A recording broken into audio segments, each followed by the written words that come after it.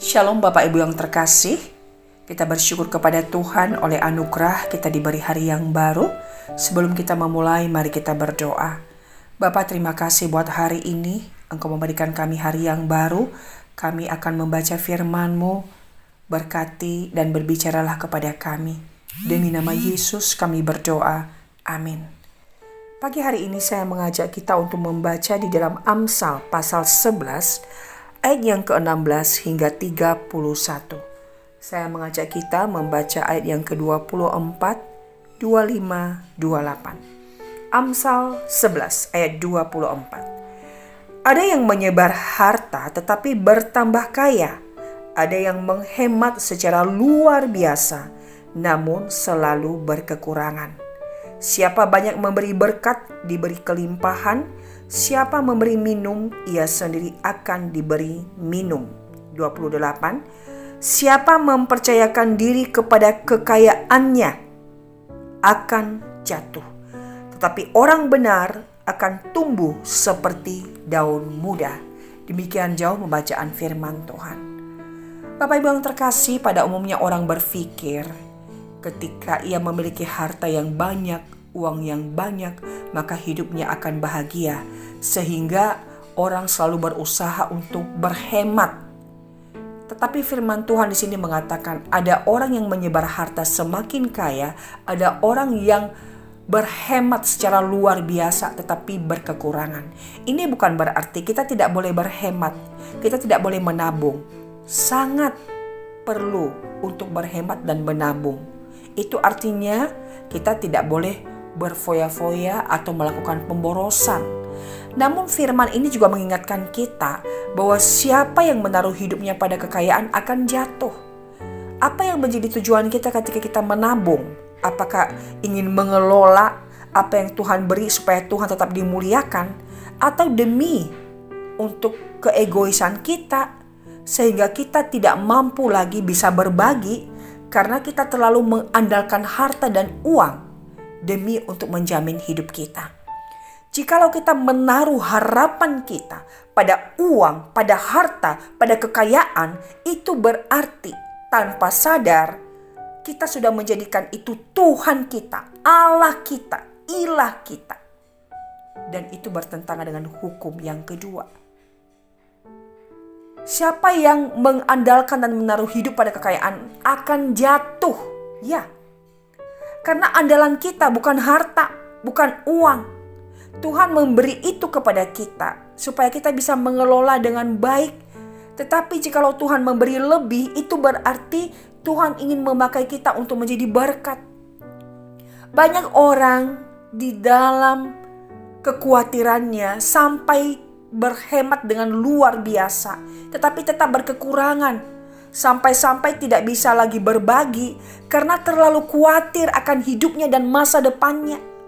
Tapi sesungguhnya harta uang hanya sebagai alat. Tetapi di atas semua itu ada Tuhan yang persediaannya tidak pernah habis. Dia adalah Yehova Jireh bagi setiap orang yang mengandalkan Dia. Seperti yang dialami oleh janda di Sarfat. Ketika ia mencoba berbagi kepada seorang nabi, tepung yang segenggam dan minyak yang sedikit itu tidak pernah habis. Kenapa? Karena janda ini dalam kekurangannya ia tidak menaruh hidupnya pada segenggam tepung dan sedikit minyak. Namun ia percaya bahwa Allah yang mengutus Elia itu adalah Yehova Jireh yang selalu mencukupkan dan menyediakan bagi setiap orang percaya kepadanya. Saudara, apakah kita terlalu khawatir sehingga kita terlalu mengandalkan apa yang kita punya? Apakah kita terlalu khawatir sehingga kita tidak bisa berbagi? Tuhan memberi kita berkat untuk kita kelola dengan baik dan menjadi kemuliaan bagi nama Tuhan. Dan Tuhan sangat menentang jikalau kita punya berhala, jikalau kita punya ilah, apalagi itu harta, kekayaan kita jadikan dalam tanda petik Tuhan kita. Pada pagi hari ini sekali lagi firman Tuhan mengingatkan kita. Siapa yang menaruh hidupnya pada kekayaan akan jatuh. Dan siapa yang berbagi semakin kaya. Dan siapa yang berhemat justru mengalami kekurangan. Itu artinya bahwa hidup ini dijamin oleh Tuhan.